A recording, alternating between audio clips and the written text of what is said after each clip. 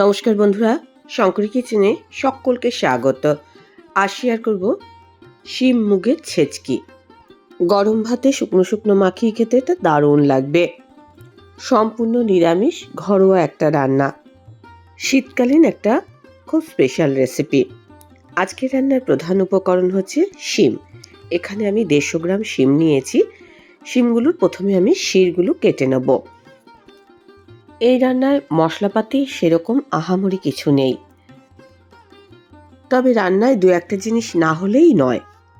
প্রতিটা শিমের শিরগুলো আমি ছাড়িয়ে নেব, তারপর মিহি করে কুচিয়ে নেব, ঠিক যেরকম ছেচকিতে কোটা হয়।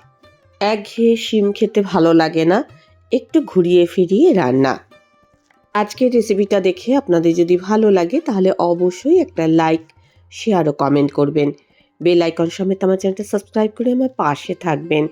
বেল আইকনটা ক্লিক করা থাকলে আমার যে কোনো রেসিপি বা আমি যাই আপলোড করি না কেন সবার আগে নোটিফিকেশন আপনার কাছেই পৌঁছে যাবে। শিমটা কোটা হয়ে গেছে। এই রান্নায় আরও একটা প্রধান উপকরণ হয়েছে মুগ ডাল। এখানে আমি 1/4 কাপ মুগ ডাল নিয়েছি।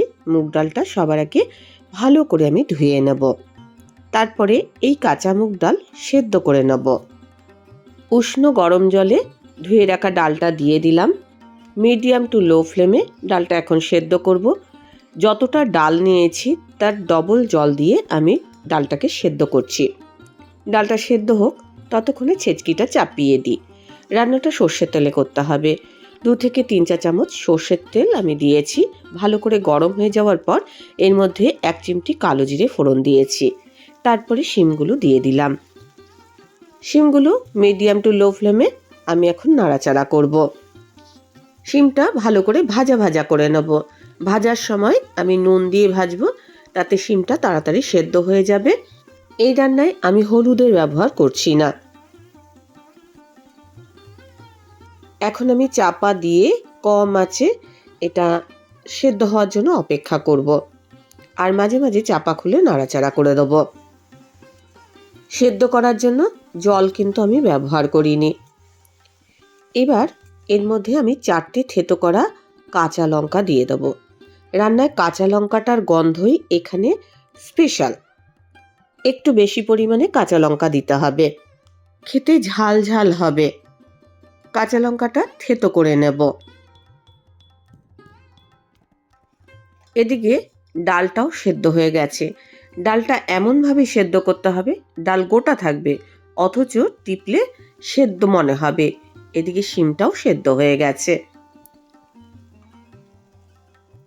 থেতো করা কাঁচা লঙ্কা দিয়ে দিলাম আর ভালো করে শিমের সাথে মিশিয়ে নিলাম। শিম তো সেদ্ধ হয়েই আছে, এদিকে ডালটাও কিন্তু সেদ্ধ হয়ে আছে। ডালের মধ্যে অল্প জল আছে। এই জল অবস্থায় ডালটা আমি শিমের মধ্যে দিয়ে দিলাম আর ভালো করে শিমের সাথে মিশিয়ে নিলাম। এখন স্বাদ মতো চিনি এর মধ্যে অ্যাড করে দেবো। ভালো করে মিশিয়ে নেব। রান্নায় মশলাপাতি কিচ্ছু দরকার নেই, জাস্ট কাঁচা লঙ্কার ফ্লেভারটাই কিন্তু এখানে স্পেশাল। ভালো করে নাড়াচাড়া করতে করতে ডালের জলটা শুকনো হয়ে গেছে। একেবারে শেষে আমি বেশ কিছুটা পরিমাণ ধনেপাতার কুচি দিলাম। কাঁচা লঙ্কা আর ধনেপাতার কুচির যে গন্ধ, সেই গন্ধটাই এই রান্নাটা একটা আলাদা মাত্রা নিয়ে নেবে। কোনো মশলাপাতি কিচ্ছু নেই, অথচ এত সুস্বাদু কি বলবো। চাপা দিয়ে 2-1 মিনিট স্ট্যান্ডিং টাইম দিলাম। কাঁচা লঙ্কা আর ধনেপাতা ফ্লেভারটা পুরো শিমের মধ্যে ঢুকে গেছে।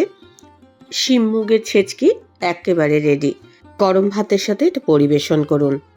রেসিপিটা ভালো লাগলে অবশ্যই একটা লাইক দেবেন, প্রচুর প্রচুর শেয়ার করবেন। আমার চ্যানেলটা ভালো লাগলে অবশ্যই সাবস্ক্রাইব করে আমার পাশে থাকবেন। আজকের রেসিপি এই পর্যন্ত। দেখা হবে নতুন কোনো রেসিপি নিয়ে নতুন কোনো এপিসোডে। এতক্ষণ আমার সঙ্গে থাকার জন্য অনেক অনেক ধন্যবাদ।